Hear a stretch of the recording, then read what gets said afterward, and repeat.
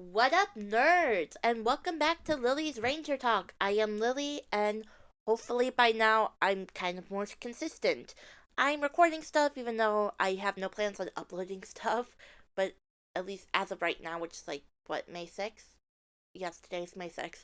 Anyways, the reason why I haven't been uploading, if you guys didn't already know, I know I mentioned it on Instagram like months ago, it's because I use Pixar to make my thumbnails, right?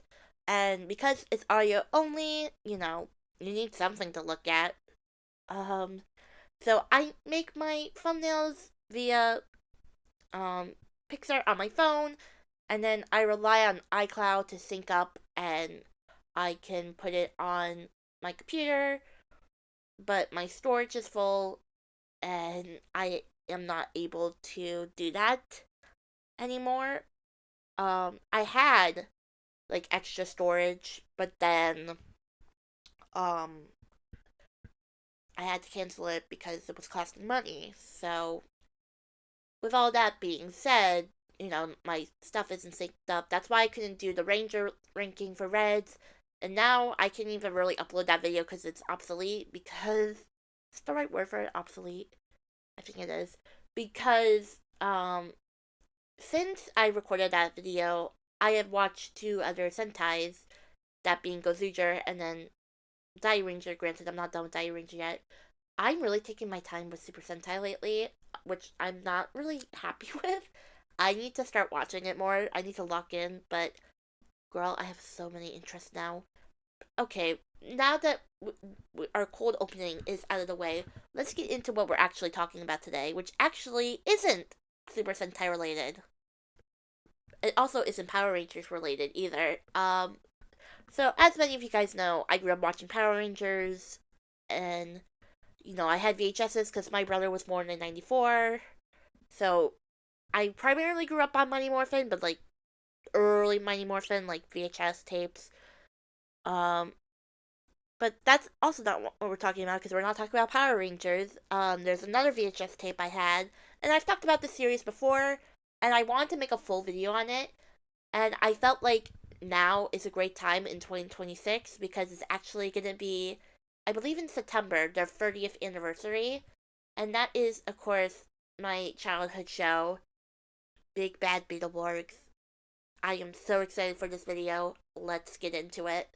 So, to quote Wikipedia, just because I'm not great with my words, Big Bad Beetleborgs, later Beetleborgs Metallix for Season 2, is an American live-action superhero television series by Saban Entertainment and was co-produced with Renaissance Atlantic Films, Toei Company, and Bugboard Productions. This series aired from September 7th, 1996 to March 2nd, 1998. And luckily, I do not need a Wikipedia article to tell you guys what the show is about, since this is my childhood show and also it says what you need to know in the intro. Three typical average kids love to read their comic strips. Just by chance, free the ghosts who made them Beetleborgs. Big Bad Beetleborgs. Big Bad Beetleborgs. Please don't sue me. But yes, three kids, Drew, Joe, and Roland, they love their comic books. Roland's family actually owns a comic book store called Zoom, where they frequently are seen hanging out and reading their favorite comic book, which is the Big Bad Beetleborgs. Although I think it's mainly known as Beetleborg Comics in the show. I don't know if it's actually known as Big Bad Beetleborgs. I can't remember. It's been a hot second since I've seen the first season.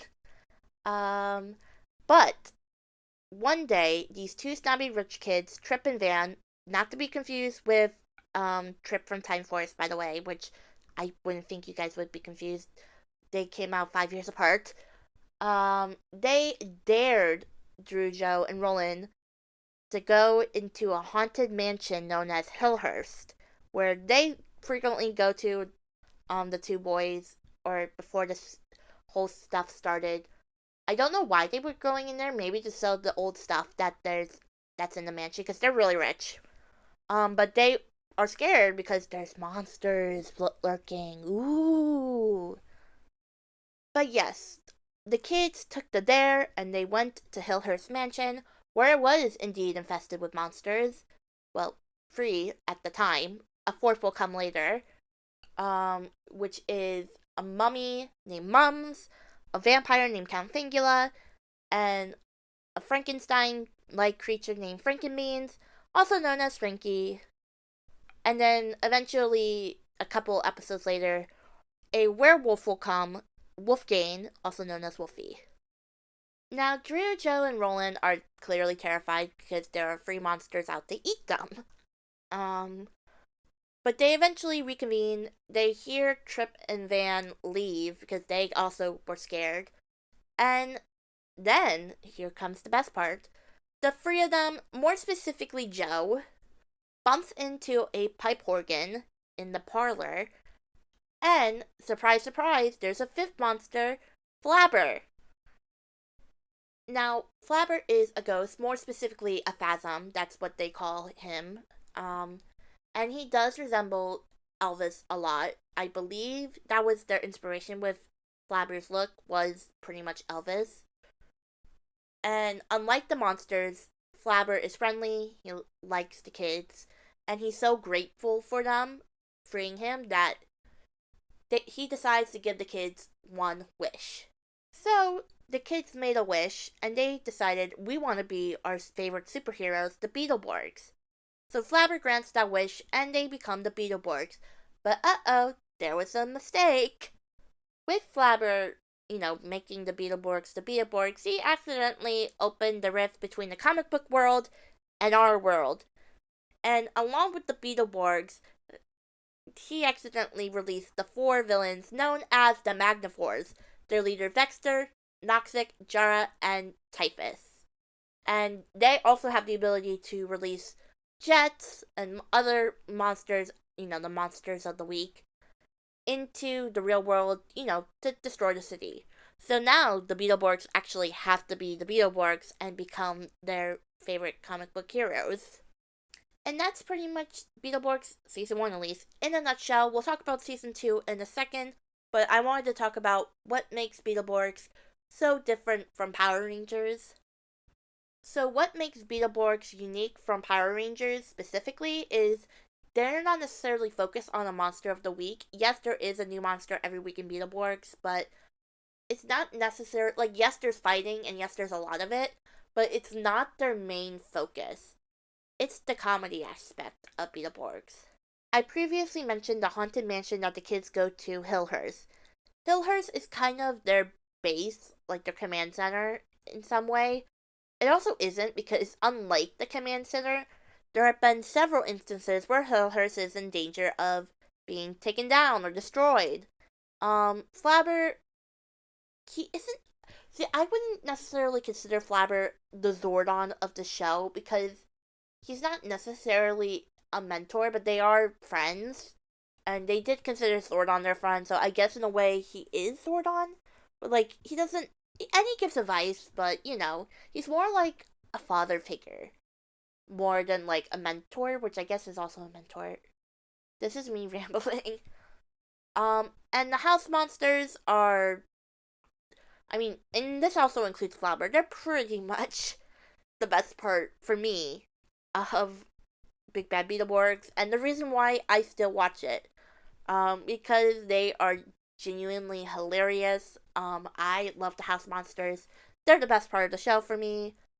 And you can really tell that they focus on the house monsters more than they focused on the action.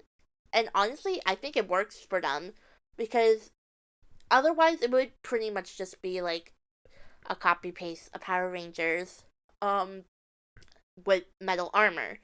Which I know this isn't the first metal armor show that Saban has done. I know VR Troopers is a thing. I have watched VR Troopers, but not as much as Beetleborgs. Beetleborgs was my shit. But yeah, I just loved watching the house monsters and seeing what kind of trouble they get into. It is genuinely hilarious. One of my favorite parts of the show, and the running gag, is that the monsters are constantly trying to eat the kids, and they will sometimes chase them around the mansion, and like music comes on, and it's so funny. I'm 24 years old as of recording this, and I don't watch Beetleborgs as often as I used to when I was like a kid and a teenager, but and I've seen these episodes like hundreds and thousands of times. I still laugh at the show because it's so funny. Like it's timeless for me, and I think it personally has aged really well. Now, similar to how Power Rangers use Sentai footage, Beetleborgs also use footage from Japan, specifically Juko, B-Fighter, I believe I said that right, for the first season, and then B-Fighter Kabuto for the second season. And I could be dead wrong on this, so do not quote me on this. But I actually believe there was more American footage than there was like Japanese footage. Again, I could be dead wrong, but I know for a fact they had to modify some stuff because B Fighter was more violent than, you know, what they're trying to go for. And that's why, especially for the footage that is from Japan, if you watch the show, they'll use like the comic book wham, bam, kapow, kazam, like all of those like power words during some footage, mainly because it's very violent. I've never seen B Fighter. I think I've seen like some clips and like their arms are like just straight or off, and that probably would be disturbing for kids, especially since these are kids who are watching them. And again, I'm not 100% sure about this. I could be wrong. I know they did use Japanese footage for, some stuff. And I wouldn't be surprised if in fact, it probably was, the whole, like, they have these fighter jets, and the BVs is what they call them, the battle vehicles. That whole stuff probably was completely Japan footage. Another huge difference, and this is the main difference, is unlike with Power Rangers and even VIA Troopers, these are actual kids who are probably the same age as the kids who are watching Power Rangers. If you guys ever wonder why the hell did they make Justin a Power Ranger, you could probably blame the Beetleborgs because this did come out before Turbo did. And was airing while Turbo was on too. But because this came out around the time Zeo was going on, and fun fact, I think it actually surpassed Power Rangers Zeo at some times. Actually, I know that because I've heard it many times. But anyways, yes, these kids, they're actual kids. I believe Drew and Roland were supposed to be 12 or 13 in the first season, and then Joe was 10. So again, the same age as most of the viewers who are watching Power Rangers. So it's cool to see the kids be like, OMG, I could be a hero just like these kids on my television screen. I thought it was cool because, I mean, at the time, I had no idea of like time constraint, like the idea of time, and I had no idea that, technically speaking, these kids were not kids when I was a kid because they were probably in their 20s or 30s when I was watching the show. Probably 20s. They were probably all born in the 80s. But, I didn't know that. Hell, I didn't even know there were real people. Well, I mean, I knew there were real people. I'm going off on a tangent. I think they were cool that they were kids. Now, like Power Rangers, the Beetleborgs actually did have a couple specials, and one of the most notable ones is the Shadowborg Saga, as people call it. I believe it's one of the most popular ones. Me personally, I've never really watched the Shadowborg Saga. I watched it once when I was like 12. And I have a reason, and I will get to that when we get to it.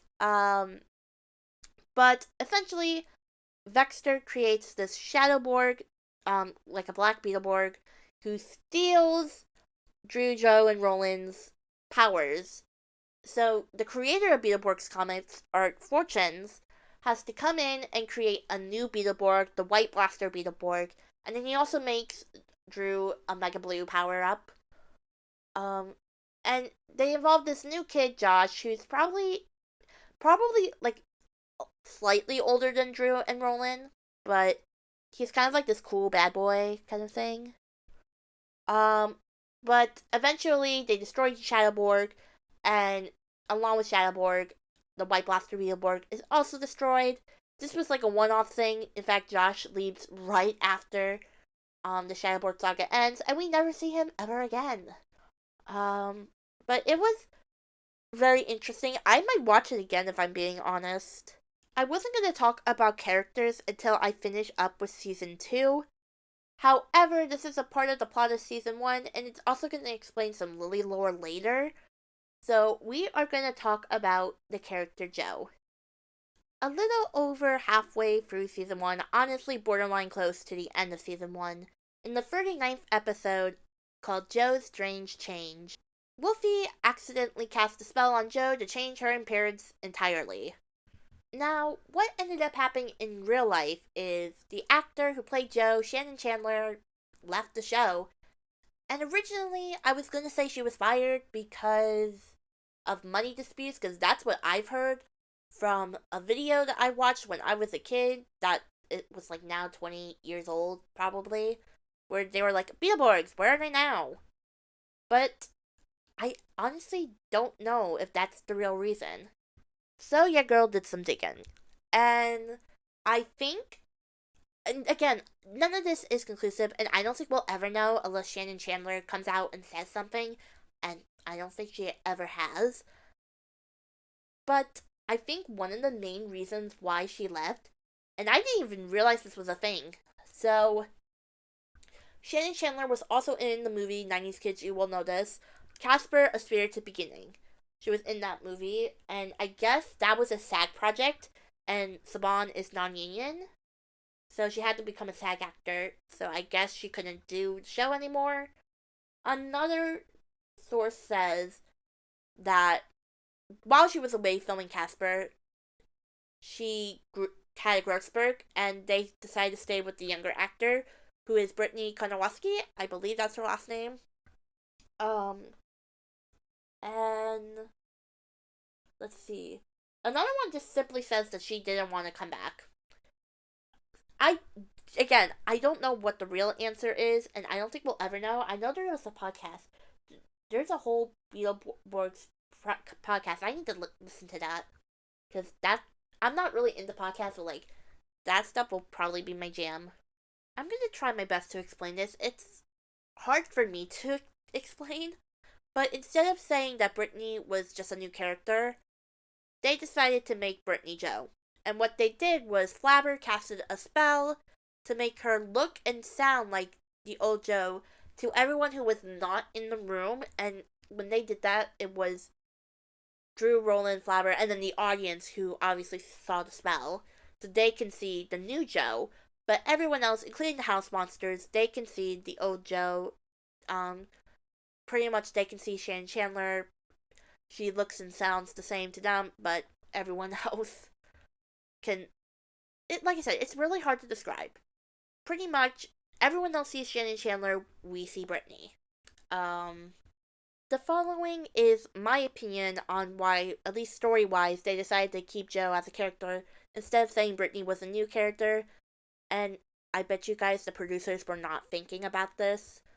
And I was, just because I think about this show a lot, man. So, it's often stated, especially in season 1, not so much season 2, that Drew and Joe are siblings.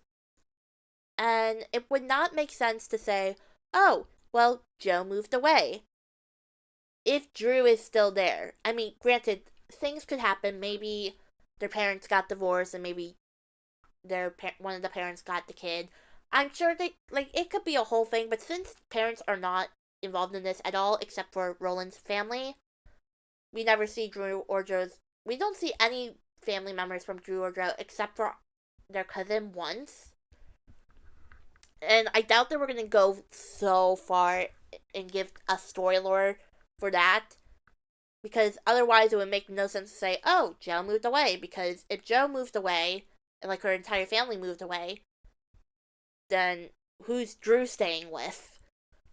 And why did Drew not go with them? You know what I mean? So, they're siblings, so they can't really give off an excuse like that, because then people, or maybe audience members won't think about this at all. I would have, because I'm me, but, I guess it makes more sense to say Joe just changed and not give Brittany a new character. Honestly, I'm fine with this decision. And getting to the personal part, I actually don't watch like the first half of season 1 of Beetleborgs as often as I watch the second half and season 2, which we'll get into. And it's mainly because I grew up watching Brittany as Joe to the point where when I first, because I got into this through season 2, Beetleborgs Metallix, because they have that VHS special, which we're going to talk about next. So I always knew Brittany as Joe. So when I looked up Beetleborgs and learned that there were more episodes, and I saw not Brittany as Joe, and it was Shannon, I was like, who are you and what did you do to Joe? So, there's nothing against the first half of season 1, and definitely nothing wrong against Shannon. As an adult, I have watched those episodes. Actually, even as a teenager, I watched those episodes, and they're good. Shannon's a good actor. But I just prefer Brittany because that's who I grew up with. You know what I mean? Okay, now, without further ado, let's move on to Beetleborgs Metallix. Now we move on to the Metallix saga, which is the last couple episodes of Beetleborgs and the first couple episodes of Beetleborgs Metallix.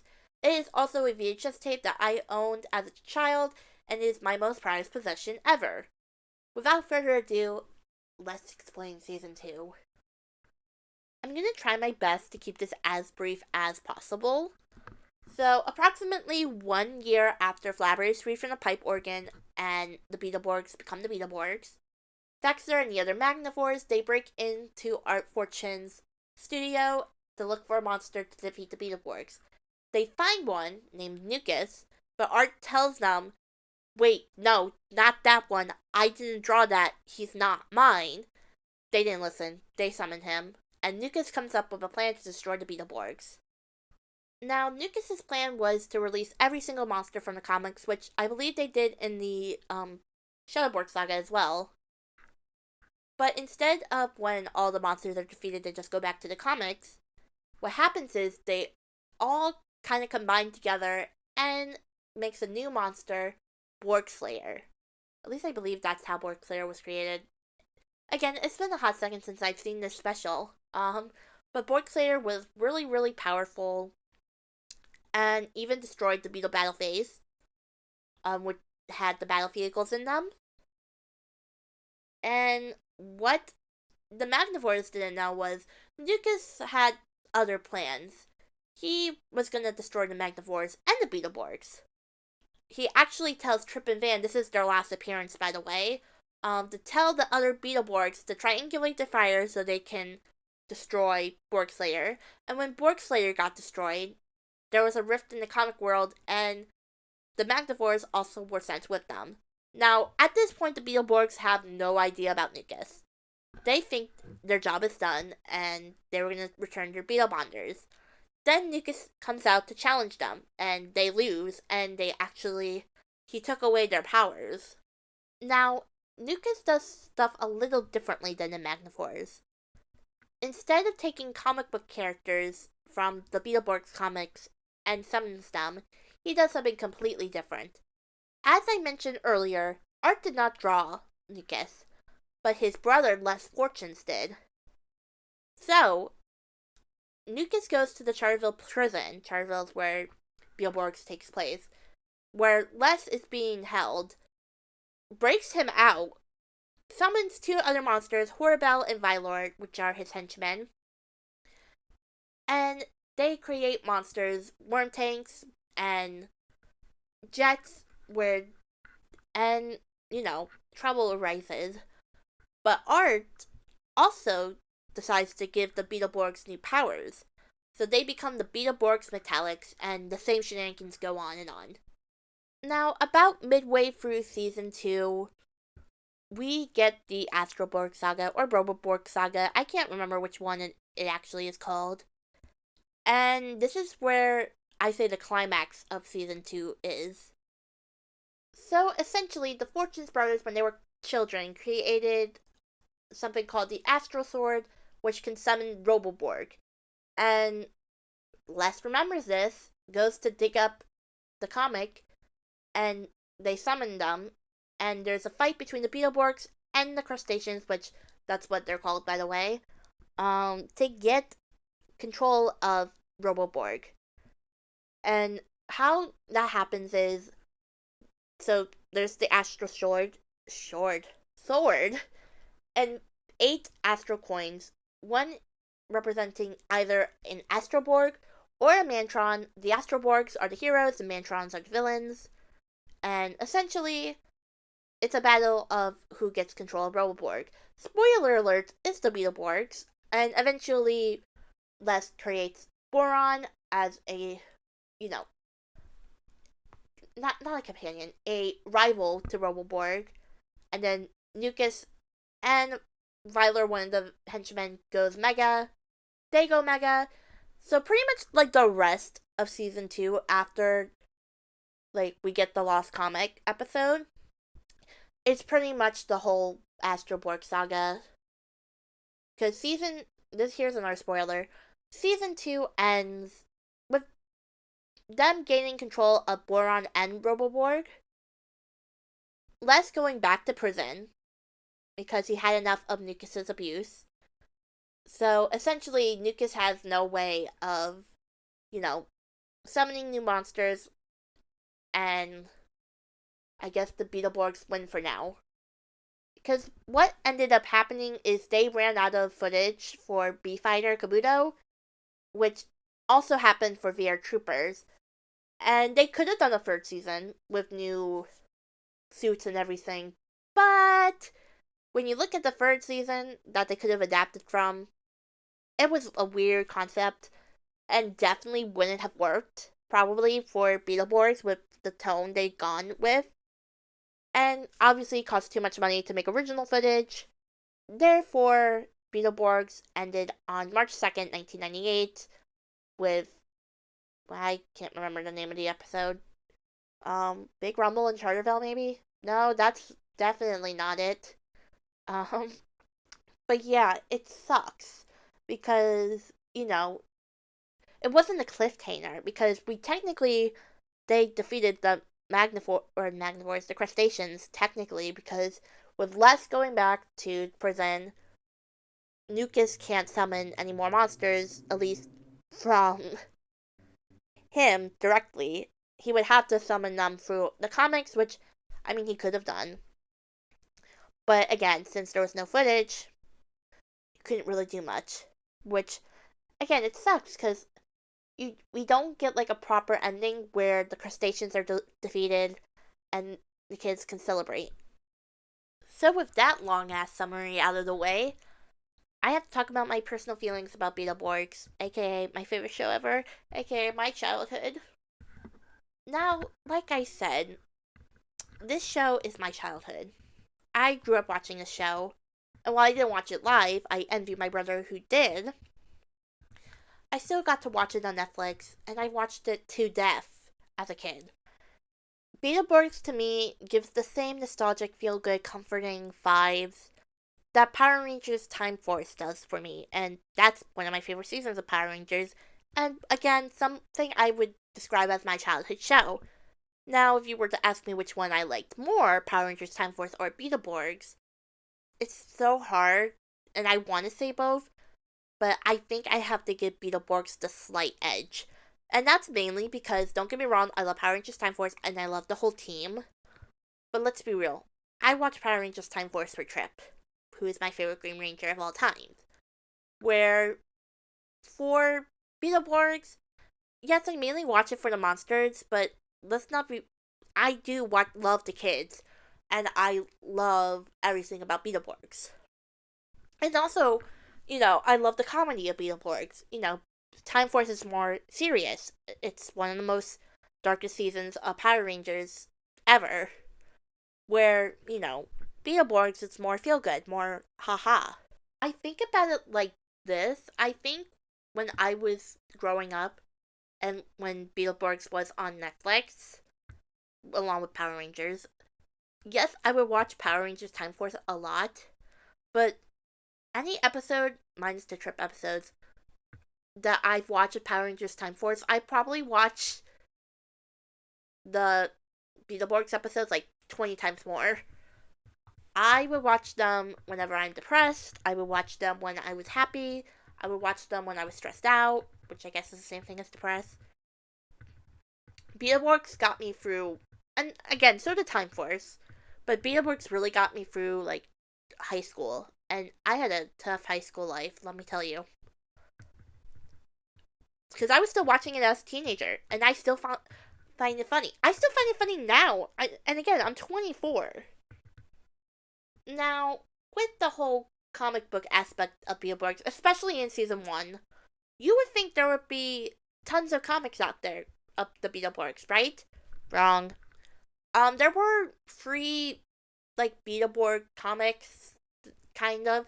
They were like a magazine, sort of, and I have them on my drive. They're really cool, but nothing really like special per se. Again, they have like activities, and it wasn't like a full blown comic.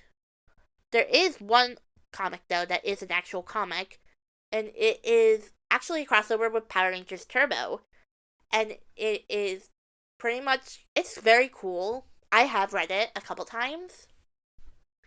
It's pretty much, Divatox and Nucus working together to destroy both the Beetleborgs and Power Rangers, and again, it's cool. You can find it on the internet very easily if you want to check it out.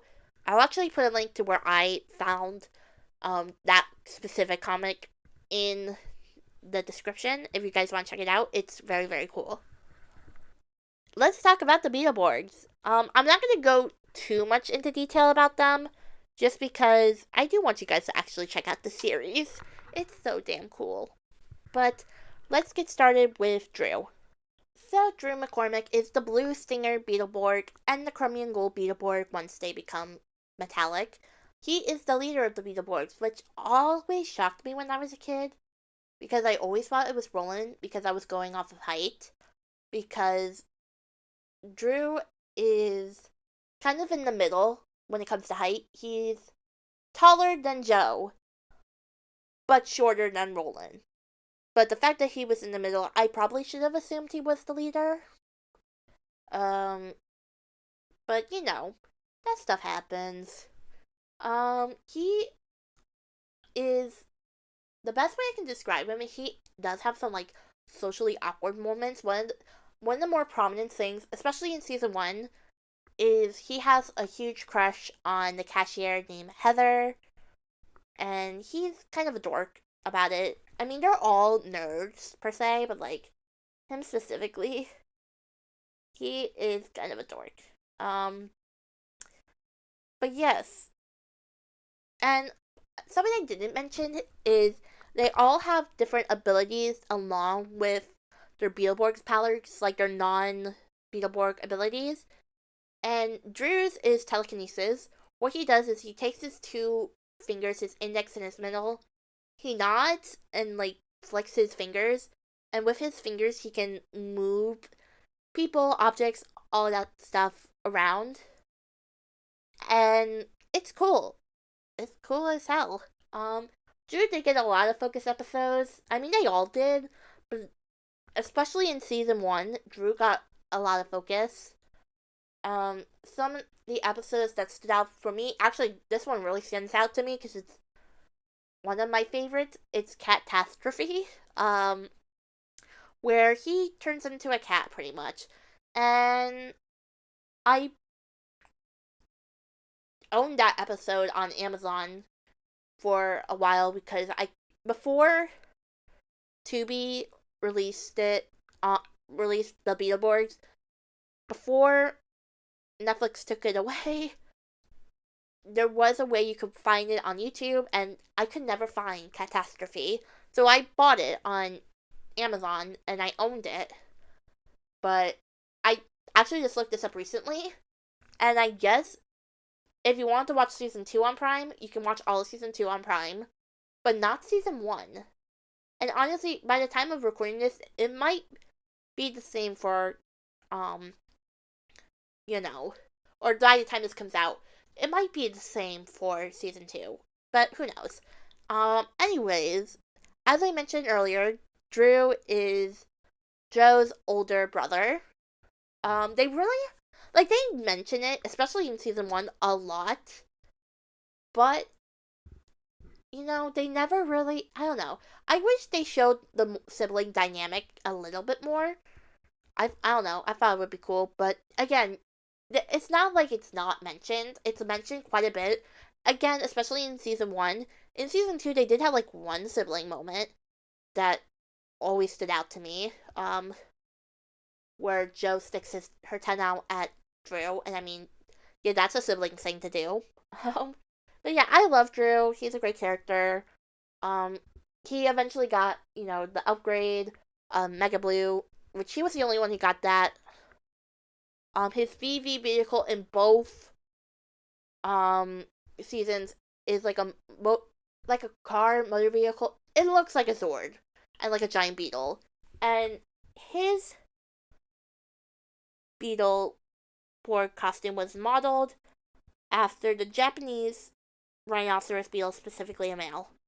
Um, to be fair, I don't know if that's for both of them or just one of them, and I don't know which one it is. It might be both. But yeah, like I said, Drew's cool. I like him. Let's move on. The next character we are talking about is Roland Williams. He is the Green Hunter Beetleborg and then later the Titanium Silver Beetleborg. Fun fact, I had a Titanium Silver Beetleborg figure. Well, my brother did. And I knew about that when I was a kid, but I was too dumb to realize that was a Beetleborg figure. And we threw it out. I'm stupid. But anyways, so Roland's family owns the comic book shop that I mentioned at the beginning, Zoom. He is known to be a magician. He had a couple episodes. Again, this was more in season 1, but they also did stuff in season 2 too, where he pretty much has a, whole magic ability, like magic hit and stuff. I also remember he had like a chemistry set once, or no, this was like for a science fair project. And then an earthquake happened. I believe it was actually the Magnivores, and all of his stuff got messed up, and his family was mad. Now, Roland's family is the only family we see in both seasons. More season 1 and 2, and I'll get to season 2, like why, even though I love season 2, there are some problems with season 2. But we see his father, his grandmother, commonly known as Nano. I love Nano. She is great. She's, kind of like the cool, hip grandmother. She rides a motorcycle, for crying out loud. And then eventually, his father kind of leaves the business, but instead we get his mother, Abby. I believe that's her name, Abby. And again, we only see his family. We don't see Drew or Joe's family, minus Oliver, which is their cousin, in one episode. But the father, Nano, and the mom, when she took over, they were credited as main roles. Actually, they were credited as main roles before the House Monsters were credited as main roles. Now, his non-Beetleborg power, his civilian power, and we call it that from now on, is super speed. He snaps his fingers, and he moves at the speed of light, pretty much. And that one, all of the powers are used a lot, but I would say his and Joe's were used a lot more than Drew's, because not that telekinesis isn't useful, but I say super speed, and then we'll get to Joe's strength when we talk about her, is more useful in situations. But yeah, um, he's cool. I love Roland. I actually, fun fact. So Roland is portrayed by Herbie Diaz, I believe is how you pronounce his name. Yes. Um, and he is very active on, or at least he was active on Instagram, and he is like one of the only cast members that I know about that like constantly talks about Beetleborgs. Wesley Barker, who is the Drew's actor, I, I mean, everyone I believe is kind of out of the limelight, at least from the kids. And same with Herbie. Like I don't think he acts anymore, but he does talk about Beetleborgs more than like anyone else. And actually, on a post, I commented once, like, "Thank you for being a part of my childhood." He liked it. I cried because it's like he acknowledged my existence. I know he went to Power MorphCon once, and I also think Brittany went too. I don't know if I would be so cool. If for the 2026 Power MorphCon, even though I cannot go yet again, I hope I was gonna have a job by now, but I don't. Anyways, it would be cool if they could do some kind of reunion. I don't know if anyone would be interested in that. But it would be cool because I, for one, would love to interview any of them. Um, would be cool as hell if I could interview the Beetleborgs. I think next to Kevin Kleinberg, who plays Trip, they're like the top people I want to interview because I want to know everything, and I mean everything, about Beetleborgs. But yeah, I love Roland. Cool guy. Let's move on to Joe. I lied. I forgot to talk about the things that I talked about with Drew. Like Drew, his battle vehicle is a like a Zord from Power Rangers, like like a buggy of some sort is how I can best describe it. And his armor was modeled after a male stag beetle. I believe that's everything I have to say. Now we can move on to Joe. Okay, now we're at Joe, who is also known as the Red Striker Beetleborg, and then later the Platinum Purple Beetleborg, again once they go metallic. And as I mentioned earlier, she's Drew's younger sister, and what is notable about Joe, other than the obvious cast change, is that she is often seen wearing a baseball cap backwards. Unlike, she's not like Kimberly from Power Rangers, and I'm trying to think if any of the other like Power Rangers were tomboys at this time, and I don't think they were. Like I wouldn't consider Trini a tomboy, but then again, I could be wrong about that. But yeah, she was definitely more of a tomboy. She was seen playing sports. She mentioned in the first episode about her softball practice. So she is more of, a tomboy. And actually, in the aforementioned like comic book slash activity book, they gave little like blurbs about them, and this one always interests me. Well, two things. She doesn't like being called cute, which I mean, that goes with the tomboy thing. And but one of the things that I mainly notice is that Joe is the closest to Flabber according to those articles. Again, I don't really see it translated in the series much. Like they're all pretty close to Flabber and very protective of him. But you know, it's very interesting to you think about it. Unlike the other two, her battle vehicle is a helicopter in both the first and second season. Also, unlike the other two, she represents two different bugs in her armor. Her red striker armor was modeled after the female Japanese rhinoceros beetle, and then when she turned to platinum purple, her suit armor was based off of a ladybug. I'm getting all of this off of Wiki, by the way, because I don't know this off the top of my head. Which ladybugs aren't considered beetles. She's not a Beetleborg. She's a fake. Then again, one of the Astroborgs is Ladyborg, and I also believe she's based off of, if not a ladybug, a butterfly. That's why I was like, wait, is she really based off of a ladybug? Because, like, I always thought Ladyborg was based off of a ladybug, mainly because of the name. But anyways, her power is very useful, and she also often uses it.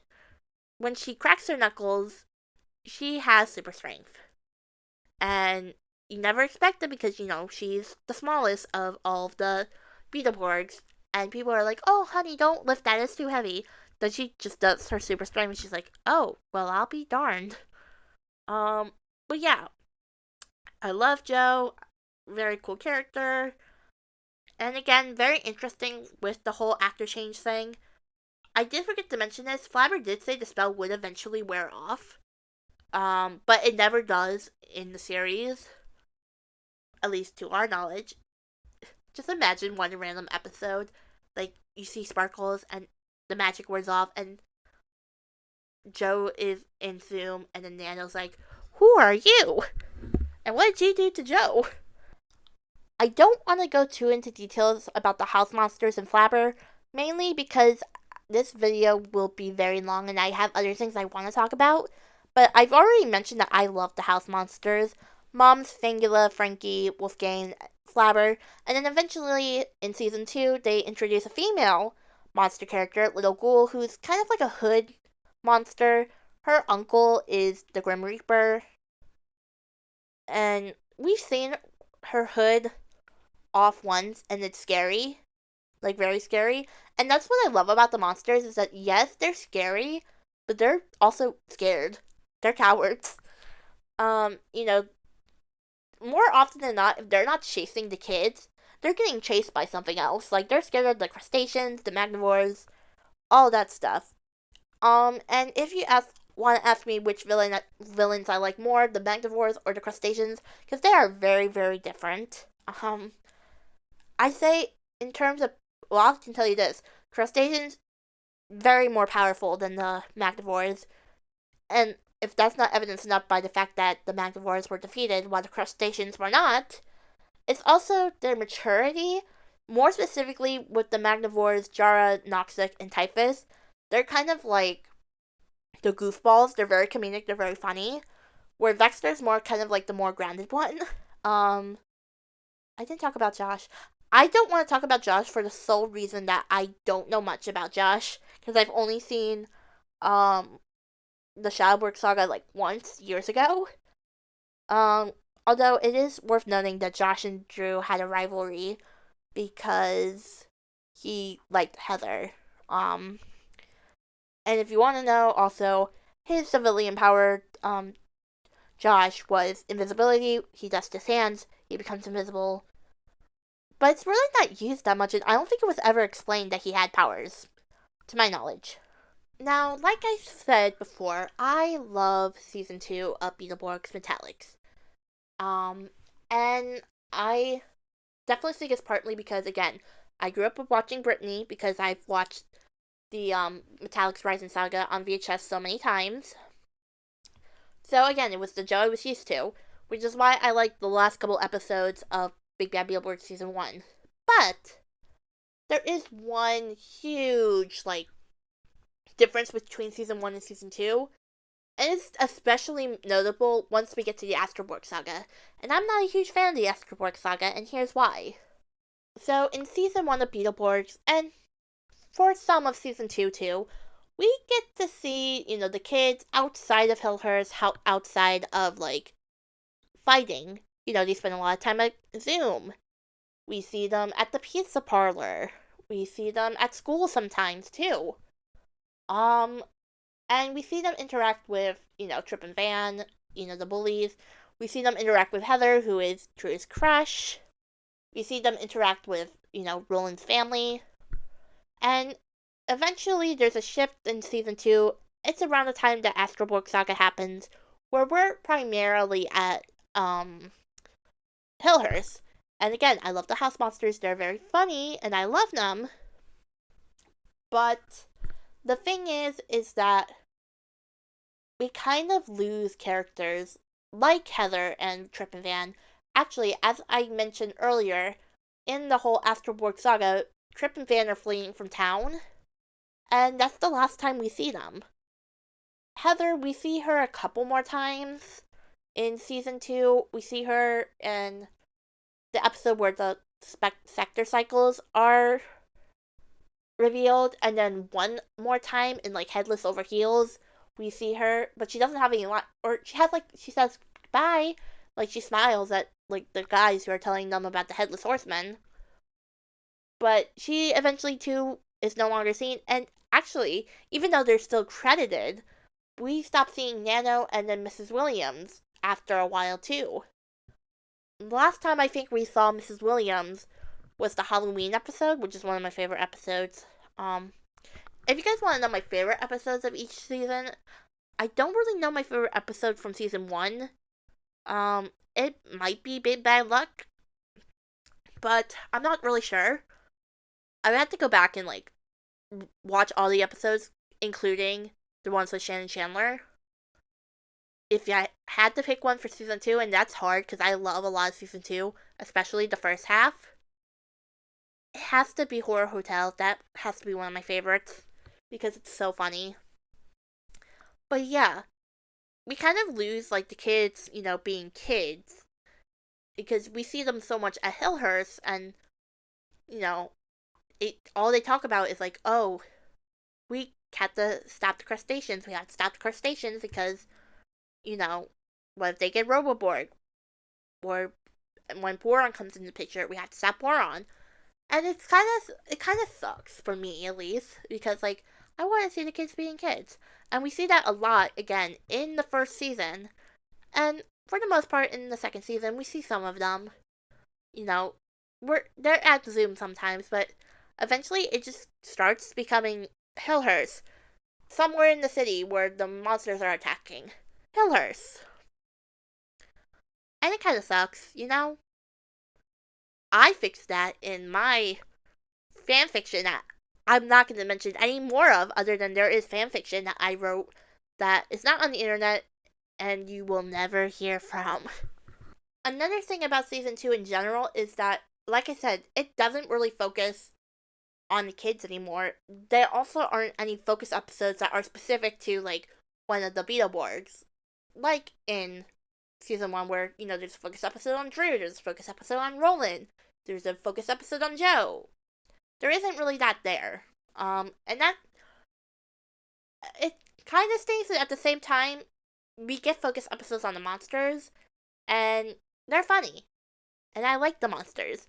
So it's like a double-edged sword. On one hand, I wish there was more focus episodes on the kids, but on the other hand, the focus episodes on the monsters were funny, and there were some in the first season. Well, there were definitely some in the first season, and they were great. So, if it ain't broke, don't fix it. And at least it was the house monsters, and they were funny. There was even one focus kind of episode on Last Fortunes, and that was interesting because there wasn't really focus episodes on the monsters either. I mean, we see Nucus and the others, and I would say the same thing about the Magnivores. I don't think there was necessarily. I think the closest we got to a focus episode on the Magnivores is when they swap bodies, Jara, Noxic, and Typhus, with the other three, which I think is funny. But yeah, I think that's everything I want to say. Now, how do you stream this show? Before, I would have said you were out of luck because Netflix took down Beetleborgs, along with all of the Power Ranger shows that were on there at the time in 2021. I'm still mad about that, but the good news is it found a streaming home on Tubi. You can watch both Season 1 and Season 2 of Tubi.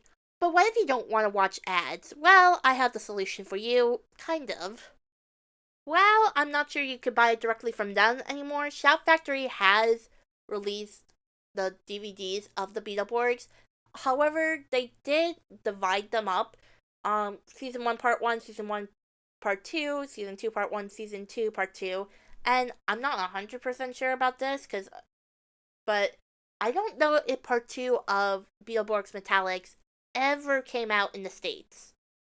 I'm sure you can find them on eBay easily, but that was like one of my, like, how am I gonna do this. I was originally going to say, I'll get a DVD player and we can watch it.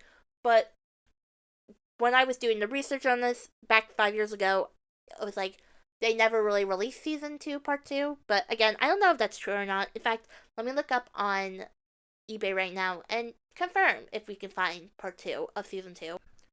So I looked it up on my eBay, and this could differ because I know it released in other regions. I just don't think it released in the US. But I could not find season 2, volume 2. And also, when I was looking the other DVDs, it was pretty pricey. I mean, it was like $100. I'm sure if you have a job, you could probably afford it, but I can't afford it. Then you may want to stick to streaming. Unless you have a VHS lying around. You can look on eBay and they are significantly cheaper than the DVDs, but there are free VHS tapes of the Beetleborgs out there. The aforementioned Shadowborg saga and the Metallix movie, which is the one I grew up with, and the third one that I didn't know about until a couple years ago, but it's called the Vampire Files.